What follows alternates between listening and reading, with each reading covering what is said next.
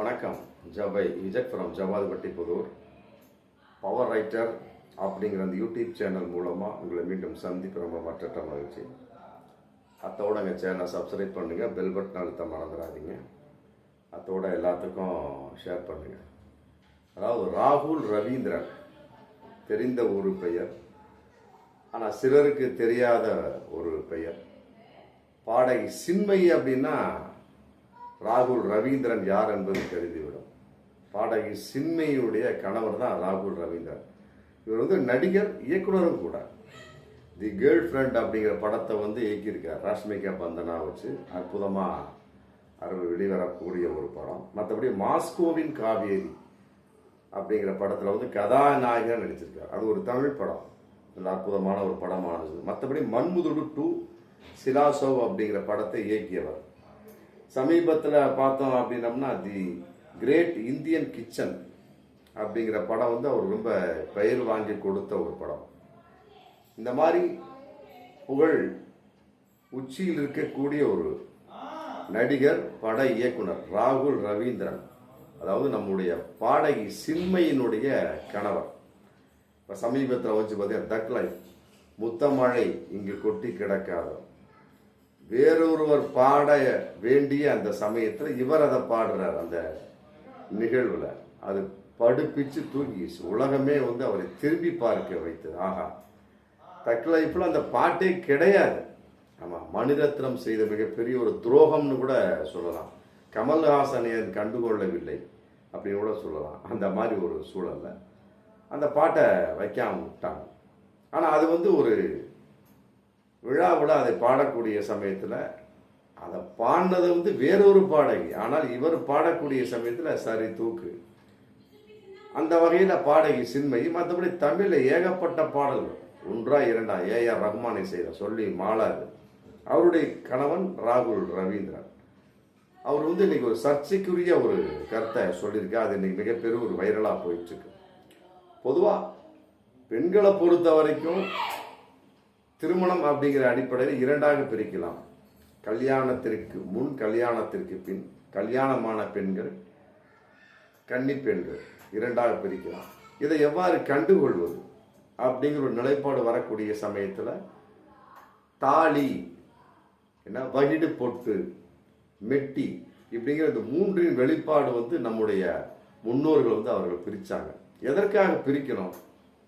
ஒரு அடையாளத்தின் வெளிப்பாடு. ஏன்னா அந்த காலத்தில் பொதுவாக ஆண் பெண் அப்படிங்கிற ஒரு பேத உணர்வு ஏதோ ஒரு மைல்டாக இருந்தாலுமே டக்குன்னு ஒரு பெண்ணை பார்த்தவன ஒரு கும்பல் தூக்கிட்டு போயிடும். இன்னைக்கு மட்டும் என்ன பயங்கரமாக அந்த கோவை மாணவி சம்பவம், அண்ணா பல்கலை மாணவி சம்பவம் அடிக்கிட்டே போகலாம். இன்னைக்கு நடந்துக்கிட்டு தான் இருக்கு. ஆனால் அன்று அதிகமாக இருந்தது.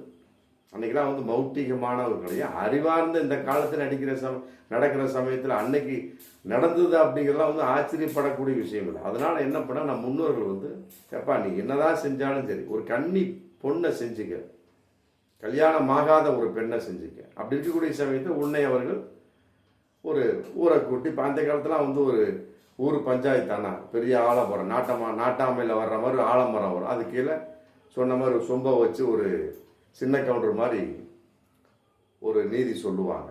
அதுதான் அதன் அடிப்படையில் பார்க்கின்ற பொழுது கற்றா தாலியமாங்க அன்னைக்கு கட்டுவாங்க. களவு தொழில் அப்படிங்கிற ஒரு விஷயம் அப்படித்தான். களவாடுதல், பெண்ணை களவாடுவாங்க. 90 நாட்களுக்குள்ள எல்லா வேலையும் முடிச்சிருவாங்க.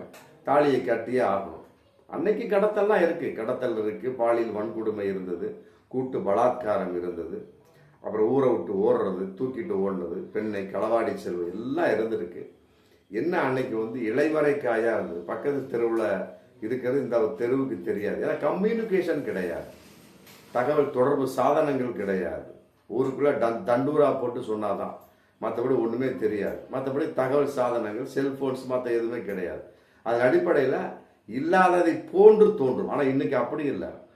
ஊன்னா போதும், கம்ப்ளீட் கொஞ்ச நேரத்தில் எல்லா டிவிலையும் வந்துடும், எல்லா மீடியாஸில் வந்துடும், யூடியூப்ஸில் வந்துடும், முடிஞ்சு போச்சு. உலகமே பற்றி எரியும் எந்த ஒரு விஷயமாக இருந்தாலும். அதன் அடிப்படையில் இந்த காலத்தில் ஏதோ பாலியல் வன்கொடுமை, பாலியல் சீண்டல், கூட்டு பலாத்காரம் அதிகமாக இருப்பதை போன்ற ஒரு தோற்றம். உண்மையெல்லாம் கிடையாது. அந்த காலத்தில் தான் அதிகம் தெரியவில்லை, அவ்வளோதான். அதன் அடிப்படையில் அந்த காலத்தில் நம்ம முன்னோர்கள் என்ன பண்ணாங்க, இவள் அடுத்தவனின் மனைவி அப்படிங்கிற ஒரு அடையாளத்துக்காக ஏற்படுத்தப்பட்டதான் ஒரு நெற்றி வகிடு பொட்டு தாலி மற்றபடி மெட்டி இல்லை. அவர் சொல்லியிருக்கிறா ஒரு மேடையில் ஒரு விழாவில் சொல்லியிருக்கா. என்ன சொல்லியிருக்கா? என் மனைவி கல்யாணம் முடிச்ச புதுசு தன் மனைவி பாடகி சின்மையிட்ட சொல்லியிருக்காரு, ஏம்மா நீ தாலி இதெல்லாம் போட வேணாம், அப்படியே போட்டாலும் அது உன்னுடைய பிரியம், ஆமாம் நான் ஒன்றும் வற்புறுத்தவலாம் மாட்டேன். ஏன் அப்படின்னு கேட்டால், பெண்ணுக்கு கல்யாணம் ஆனவள் அப்படிங்கிற ஒரு அடையாளத்தின் வெளிப்பாடு. இது ஏன் பெண்ணுக்கு மட்டும் வச்சாங்க, ஆணுக்கு ஏன் வைக்கவில்லை? உண்மையிலே இது எந்த விதத்தில் நியாயம் அப்படின்னு சொல்லிட்டு என் மனைவிடம் நான் சொன்னேன் அப்படின்னு சொல்லிட்டு ஒரு பேட்டி கொடுத்துருக்கேன். இல்லை உண்மையிலே இது பாராட்டக்கூடிய ஒரு கருத்தாக இருந்தாலுமே கூட மற்றபடி எதற்காக அது உருவாக்கப்பட்டது அப்படிங்கிறத பற்றி அவர் சொல்லலை. இது ஒரு பெண்மைக்கு ஒரு பாதுகாப்பு இந்த இடத்துல இருக்குது, நல்லா புரிஞ்சுக்கணும். நம்ம முன்னோர்கள் செய்தார்கள் அப்படின்னா கட்டாயமாக அது ஒரு விஷயம் இருக்கும். ஓல்ட் இஸ் கோல்டு, சில பேர் அதை தவறாக எடுத்துக்கிறாங்க. ஆனால் அந்த அடிப்படையில் தான் இன்னைக்கு பலவிதமான சம்பவங்கள் தடையான முறை பார்த்தோம்னா, இவள் அடுத்தவனின் மனைவி, இவன் அழுங்கா ஓடிடுவான், பிறன்மனை நோக்கான் அப்படிங்கிற கான்செப்ட். அப்போ என்ன ஆகுது? அவள் பாதுகாக்கப்படுகின்றார். அது தெரியலையும் வைங்களா. இப்போ கன்னி பொண்ணை தூக்கிட்டு ஒருத்தன் ஓடுறான், கற்பழிச்சிடறான், பாலியல் வன்கொடுமை செஞ்சிடறான், வன்புணர்ச்சினா வச்சிருக்கலாம். அப்படிங்கிறப்ப அவனை எப்பா கன்னி பொண்ணு நல்ல வேலை கன்னி பொண்ணை தூக்கிட்டு போனேன், கட்டுறா தாலினா கட்டிடுவான். அடுத்தவன் பொண்டாட்டியை தூக்கிட்டு போக சொல்லுறதுல இன்னைக்கு நடக்குது. பல கொலைகள் தான் நடக்கும் அடுத்தவன் பொண்டாட்டி. ஏன்னா அந்த அடையாளம் இருந்தால் தான் அது அடுத்தவன் பொண்டாட்டி, அவள் கல்யாணம் ஆகாதவள், என்ன கன்னிப்பெண் அப்படிங்கிறது தெரியும். அதுக்கு தான் வச்சான். பிரச்சனை பெரிதாகி விடக்கூடாது அப்படிங்கிறதுக்காக தான் இவர் கேட்குற என்ன நியாயம். பெண்களுக்கு தாலிங்கிற அடையாளம் இருக்கு, ஆணுக்கு இல்லையே, இது எந்த வகையில் நியாயம் கேட்குறாரு. கேள்வியுமே நியாயமான கேள்வி. ஆனால் அது அந்த உள்ளுணர்வு இருக்கு இல்லையா, நம்ம பெரியோர்கள் முன்னோர்கள் செஞ்சாங்கன்னா அது விஷயம் இருக்கும். எல்லாத்துலேயுமே அப்படித்தான், எல்லாத்துலேயும் விஷயம் இருக்கும். அதன் அடிப்படையில் இதுலேயும் விஷயம் இருக்கு. ஒரு பெண்ணுக்கு ஒரு அடையாளம். அதே மாதிரி இஸ்லாமிய பெண்களை பார்த்தா கருகுமணி போட்டிருப்பாங்க, அது ஒரு மிகப்பெரிய ஒப்பந்தத்தின் வெளிப்பாடு, ஒரு அடையாளத்தின் வெளிப்பாடு. இந்து மத பெண்கள் வெளியே தாலி நெற்றி வகடி போட்டு மற்றபடி காலில் மெட்டியில் போடுங்க. இப்போ மெட்டி கூட ஏகப்பட்ட பேர் போட்டுட்டு இருக்காங்க. கிறிஸ்துவனாகட்டும் இந்து பெண்ணாகட்டும் எல்லாமே போடுறாங்க. அது ஸ்டைலாக போயிடுச்சு. இன்னும் சில இதில் பார்க்கக்கூடிய சமயத்தில் இஸ்லாமிய பெண்கள் அதிகமாக போட்டுக்கிற பார்க்கும். ஏன்னா அவங்க ஒரு பாதுகாப்பு, புர்கா போட்டுக்கிறாங்க, முகத்தை மறைத்துக் கொள்கிறார்கள். அது மிகப்பெரிய ஒரு முகமது நபி ஏற்படுத்திய ஒரு பாதுகாப்பு. சமுதாயத்தின் பாதுகாப்பு மெட்டியை போடுறாங்க காலில் ஏன்னா அவங்க ஃபுல்லாக க்ளோஸ் பண்ணி போகக்கூடிய சமயத்தில் அவர் போகக்கூடிய அந்த இஸ்லாமிய பெண் கல்யாணமானவளா கல்யாணம் ஆகாதவளா அப்படிங்கிறது தெரியாது இல்லையா. அதனால பல பெண்களை பார்த்தீங்கன்னா காலில் மெட்டி போட்டிருப்பாங்க. ஒரு வகை பாதுகாப்பு தான். இதனால மிகப்பெரிய ஒரு குற்றம்லாம் கிடையாது.